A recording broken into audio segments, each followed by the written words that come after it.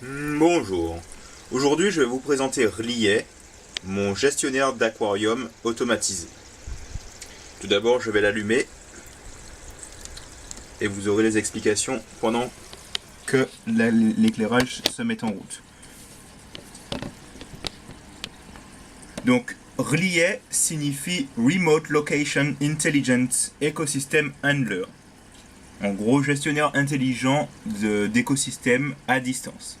Ce que ça signifie, c'est qu'il permet de gérer un écosystème fermé, tel qu'un aquarium ou un terrarium, et de le gérer à distance, donc par Wi-Fi, etc. Rliet n'est pas du tout à confondre avec la cité engloutie de Rliet dans laquelle Cthulhu rêve et attend. C'est tout à fait un hasard si les deux ont le même nom.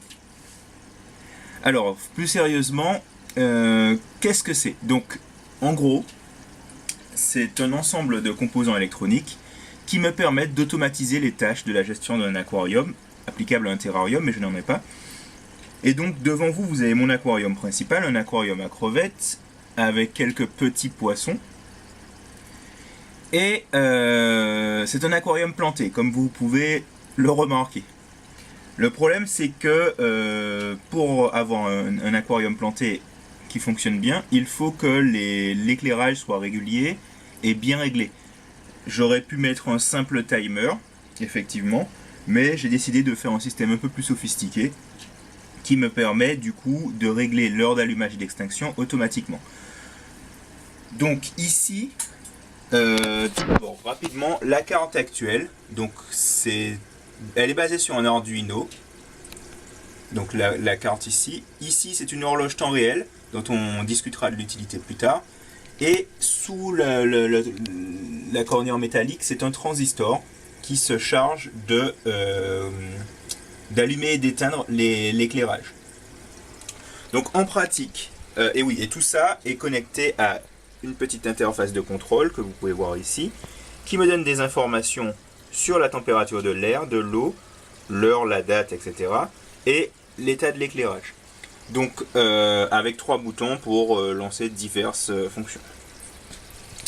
En pratique, que faire Rliet ? Je l'ai configuré pour qu'à 11h du matin, l'éclairage s'allume. De même, à 11h du soir, l'éclairage s'éteint. Plutôt que d'avoir un allumage et une extinction en un coup, allumé-éteint comme une lampe de plafond, ici on a un allumage progressif. Donc on part de 0 à l'allumage maximum sur une durée à peu près de 5 minutes. Ça fait une transition moins brutale, plus proche de ce qu'on a dans le monde réel, qui stresse moins les animaux. C'est aussi plus agréable que d'avoir une lumière qui s'allume brutalement quand vous êtes à côté. Donc tout ça c'est automatisé. Si je ne suis pas là pendant un moment, il va s'allumer, s'éteindre. Ça doit faire 1 an que cette version tourne à heure fixe sans problème. Le petit composant dont je parlais, l'horloge temps réel, sert justement à permettre au Arduino de connaître l'heure exacte. Qu'il y ait du réseau ou pas pour se synchroniser, il a l'heure. Et du coup il s'allume à heure fixe et s'éteint à heure fixe. Toutefois, là c'est une heure où il est allumé, mais les boutons en façade servent à faire à permettre un contrôle manuel. Si en pleine nuit ma pompe fait du bruit pour une raison quelconque et que je veux voir ce qui se passe, je peux appuyer sur le bouton. J'aurai un allumage progressif mais plus rapide qui me permet de travailler sur l'aquarium quand il le faut. Et au bout de 5 minutes, le système se remet dans son état normal, c'est-à-dire qu'il s'éteint. Donc si j'oublie, il ne reste pas allumé toute la nuit pour rien. En dehors de ça, j'ai également intégré des sondes de température. Donc on a une sonde de température pour mesurer la température de l'air ambiant et plusieurs sondes de température pour mesurer la température de l'eau, puisque en fait il y a plusieurs aquariums, donc celui-ci le principal, mais il y en a un deuxième avec des guppies qu'il faut que je mette ailleurs, des guppies, un corridora et une écrevisse, un autre avec des corridora nains, deux guppies juste pour éviter les moustiques. Enfin bref, Du coup, j'ai plusieurs sondes de température qui me permettent de connaître la température de ces différents bacs. Voilà, donc ces températures sont affichées sur l'écran. Ici, on n'a que la température de l'air et de l'eau. Mais bon, ça se programme. Voilà, ça se programme et je le changerai dans la prochaine version. Donc actuellement, je suis en train de refaire ce circuit électronique parce que j'utilise un transistor. En effet, il est nécessaire d'utiliser un transistor puisque le Arduino a des sorties qui permettent de contrôler des équipements, mais par exemple qui permettraient de contrôler une simple LED de base. Par contre, pour un éclairage d'aquarium, la sortie n'est pas assez puissante. Donc le transistor est commandé par le Arduino et à son tour commande l'éclairage. L'éclairage en lui-même, je vais vous montrer, c'est simplement des bandes de LED. Je vais montrer sur un deuxième bac. Ici, on peut voir la lumière qui sort. En fait, il s'agit de bandes de LED qui sont fixées sur ces réglettes en aluminium qui fournissent une rigidité structurelle et qui permettent d'éviter que les LED chauffent trop puisqu'elles servent de dissipateurs thermiques. Là, c'est vraiment pas chaud, donc bon. Sur celui-ci, c'est un peu plus chaud, donc ça vaut quand même le coup. Ça prolonge la durée de vie des bandes de LED. Du coup, j'ai fait des petits supports en plastique, je ne sais pas si on les voit bien. Ici, c'est notre modèle, enfin bref, qui permettent de fixer les bandes. Un cadre en bois recouvert d'adhésif blanc pour éviter les champignons ou je sais pas sur le bois. Et en dessous, une plaque d'un plexiglas pas cher qui évite toute éclaboussure dans la partie électrique-électronique. Et le tout est scellé avec de l'adhésif, donc l'eau ne peut pas remonter par le joint. Par la pointure. Donc du coup, c'est tout simple. Et ces bandes de LED sont alimentées en 12 volts. Alors ici, on va peut-être... non, on va pas voir grand-chose. Voilà, bon, bref, je sais pas si vous voyez quelque chose. Ok.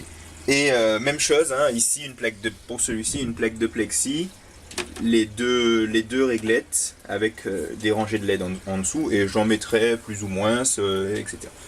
Donc le transistor contrôle ces bandes de LED et celle-ci éclaire sur l'aquarium. Je vais vous montrer un autre système qui est en cours de fabrication. Où est-il ? Alors, bon, j'en ai un autre en cours de fabrication que j'ai paumé, donc je vous le montrerai une autre fois pour que vous puissiez voir la structure. Mais bref, toujours est-il que c'est des LED. Des bandes de LED, pas chères. Ça vaut, je sais pas, quelque chose comme entre 1 et 2 euros le mètre. Donc ici, j'en ai 70 cm x 2, j'en mettrai plus parce que je trouve qu'il faudrait plus de lumière pour ce bac. J'en mettrai plus et voilà. Une autre chose que je compte rajouter, ce sont des LED RGB qui me permettraient d'ajuster peut-être la température de la couleur, plus de rouge, plus de bleu selon ce qu'il faut, ou même pour faire un effet d'ambiance. Donc tout ça est piloté par le Arduino qui fait tout ce qu'il doit faire et automatiquement que je sois là ou pas. Donc l'intérêt aussi c'est qu'on peut rajouter d'autres capteurs. Tous ces capteurs là, je vais en rajouter quelques autres et intégrer ça à mon système de Smart Home, maison intelligente, qui me permettra aussi d'avoir des données environnementales pour savoir le fonctionnement, enfin est-ce qu'il fait assez frais, etc. Selon les heures, pouvoir optimiser diverses choses dans la maison. Mais c'est pas l'objet de la question du jour. Donc revenons à ce système. Donc tout ça est contrôlé par le Arduino. Et derrière ce Arduino, je branche dessus un Raspberry Pi qui communique par le port série avec le Arduino. Donc par ce port série, donc soit le port série USB de votre Arduino, soit par les GPIO du Arduino, mais dans tous les cas, il y a une forme de communication entre le Raspberry Pi et le Arduino. Et on peut envoyer des commandes au Arduino par ce port série. Donc on peut lui demander, par exemple, la commande getT1 lui demandera la température de la sonde de température numéro 1. Et ainsi de suite pour les autres sondes de température.